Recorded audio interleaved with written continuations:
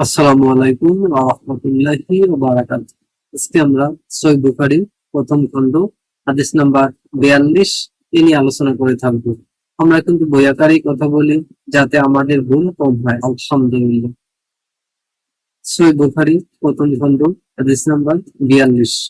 আবু হুরায়রা রাদিয়াল্লাহু হতে বর্ণিত, তিনি বলেন, আল্লাহর রাসূল সাল্লাল্লাহু আলাইহি ওয়াসাল্লাম ইরশাদ করেন, তোমাদের মধ্যে কেউ যখন উত্তম রূপে ইসলামের উপর প্রতিষ্ঠিত থাকে, তখন সে যে আমলে সালেহ করে তার প্রত্যেকটির বিনিময়ে 27 গুণ পর্যন্ত পুণ্য লেখা হয়।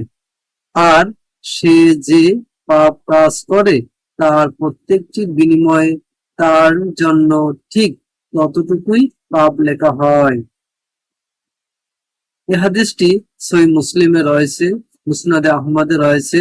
আধুনিক প্রকাশনের যে হাদিস গ্রন্থ রয়েছে এখানে 40 নম্বর হাদিসে রয়েছে। ইসলামিক ফাউন্ডেশন কর্তৃক যে হাদিস গ্রন্থ রয়েছে এখানে 40 নম্বর হাদিসে রয়েছে।